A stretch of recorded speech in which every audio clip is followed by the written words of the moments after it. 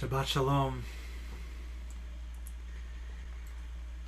Just 1 week ago, as our new year of 5781 was beginning with Shabbat, the news reverberated throughout our nation that Justice Ruth Bader Ginsburg had died. Today, this great judge, a true mother of Israel, to borrow the biblical phrase, laid in state at the U.S. Capitol. The first woman and the first Jewish person to be given that honor in our nation's history. And on Tuesday, this coming Tuesday, after Yom Kippur, Justice Ginsburg will be laid to rest at Arlington National Cemetery next to her dear husband, Marty. In the week since, of course, there have been hundreds of articles written about her life and legacy, about her lifelong dedication to the equality of women under the law, her dissents and her opinions for the Supreme Court. And of course, just as there's been much written on her life and her legacy, as a sitting justice of the Supreme Court, her death has sparked intense political reactions across the spectrum, throwing fuel on the already hot, polarized, and partisan tensions in our country. Undoubtedly, you've seen many of these headlines and stories. Perhaps you've even watched some of the moments of public mourning at the court or the Capitol this week. Or you've seen some of the moving photographs and tributes from her former clerks and even her public trainer, personal trainer. In many ways, Chief Justice Roberts captured part of what we're mourning with the death of Justice Ginsburg when he said this week that her life, quote, was one of many versions of the American dream. Indeed, for us as an American Jewish community, Justice Ginsburg's personal story resonates so deeply for precisely that reason. The Chief Justice recalled how Justice Ginsburg herself put it. He says, Ruth used to ask, what's the difference between a bookkeeper in Brooklyn and a Supreme Court justice? Her answer was one generation. There is so much that we have learned from Justice Ginsburg, and there is so much more that I know we will continue to cherish as an everlasting legacy. But tonight, on this Shabbat Shuvah, this Shabbat of return between Rosh Hashanah and Yom Kippur, I want to focus on just two lessons that I'm taking with me into this new year, both of which are inspired by Justice Ginsburg's life and her actions. The first lesson is about the power of dissent. Throughout Justice Ginsburg's acclaimed career, she sometimes wrote for the majority in her court decisions, of course, but she was also known, and perhaps best known, for her writing and her dissents, for the way that she preserved her opinions as part of our American legal inheritance for generations to come. In a vigil last week, Rabbi Esther Letterman spoke about this at the court, at the vigil hosted by the National Council of Jewish Women.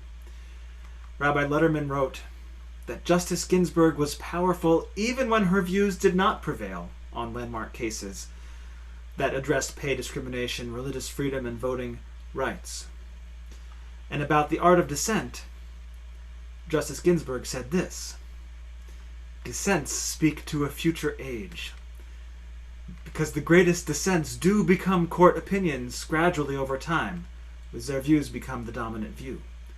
So that's the dissenter's hope, that they are writing not for today, but for tomorrow. That hopefulness, inherent in the act of dissent, resonates so deeply with our Jewish tradition, which, throughout our rabbinic legal inheritance, also preserves dissent time and time again. It is taught that the great sage Hillel and all the legal opinions that follow after his teaching are given precedence in our tradition because the house of Hillel, his students and disciples, would actually teach the dissenting opinions of Shammai, of his political rival, of his legal intellectual partner, but one with whom he often disagreed, before even they would teach their own rulings.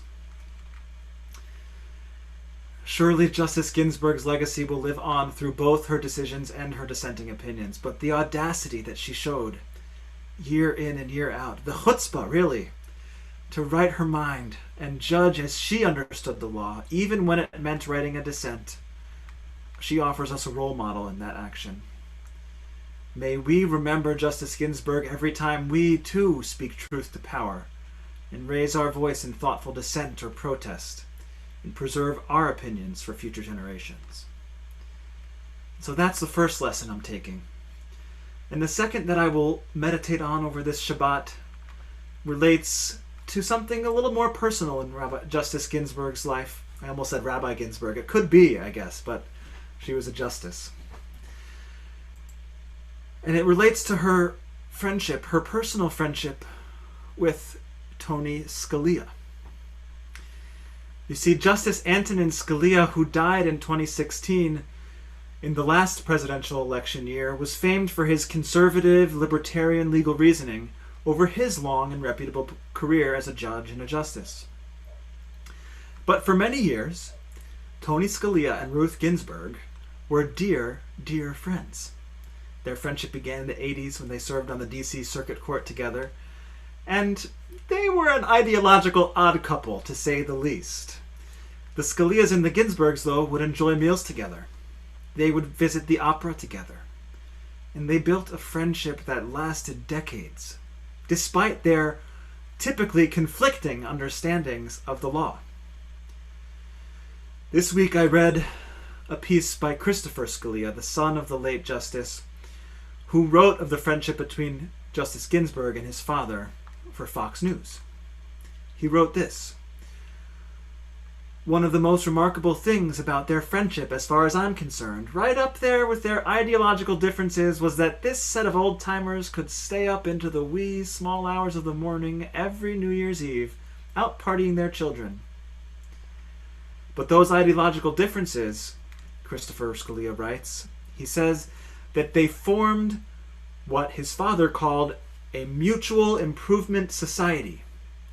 She, Justice Ginsburg, wouldn't just correct his typos or change punctuation.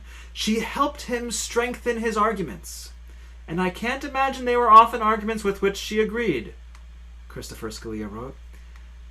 She, too, appreciated this aspect of their relationship when she said, quote, "When we disagreed, my final opinion was always clearer and more convincing than my initial circulation," she said. "Justice Scalia homed in on the soft spots, energizing me to strengthen my presentation." The point, as Scalia writes, is that they didn't let those differing and deeply held convictions undermine a dear friendship. Wow. What an example for us, too, in this time of deep, deep division, this time of fear, this time of polarization and hatred in our country. Just like our Talmud imagines Torah scholars do in Chevruta, sharpening one another in their partnership through their study as iron sharpens iron, these two American icons, Tony Scalia and Ruth Ginsburg, justices of our highest court in our land, they sharpened each other through their arguments for the sake of heaven. In the Talmud we call that machloket l'shem shamayim, argument for the sake of heaven. Their partnership in learning, in intellectual pursuit, and in law pushed both of them to become better, to become stronger, to articulate their arguments more thoroughly. And that friendship offers us an example. May it last for generations to come. Those are just two of the many, many lessons that we can learn from this feminist trailblazer, Justice Ruth Bader Ginsburg. As we mourn her and remember her, may her legacy and her life inspire us to act. May it inspire us to act now to help bring about justice and redemption in this world. As she lived and pursued justice all the days of her life, may her memory bless us and inspire us to follow suit. The only way I know how to conclude this sermon and this tribute to an American hero and a Jewish hero and a feminist hero is with words of song. And these words are words that channel our Jewish tradition when they say, "If not now, tell me when." And they remind us that our work continues as we honor the light and legacy and life of Ruth Bader Ginsburg.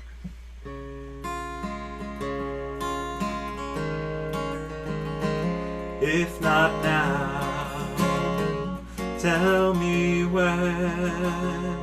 If not now, tell me when. We may never see this moment or place in time again. If not now, tell me when. I see sorrow and trouble in this land. I see sorrow and trouble in this land.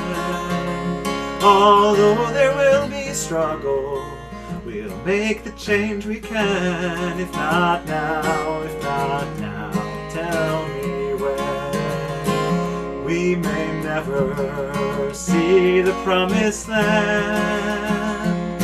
We may never see the promised land. And yet we'll take the journey. We'll walk it hand in hand. If not now, tell me when. So we'll work until it's done. Every daughter, every son, every soul that's ever longed for something better, something brighter. It will take a change of heart for this to mend.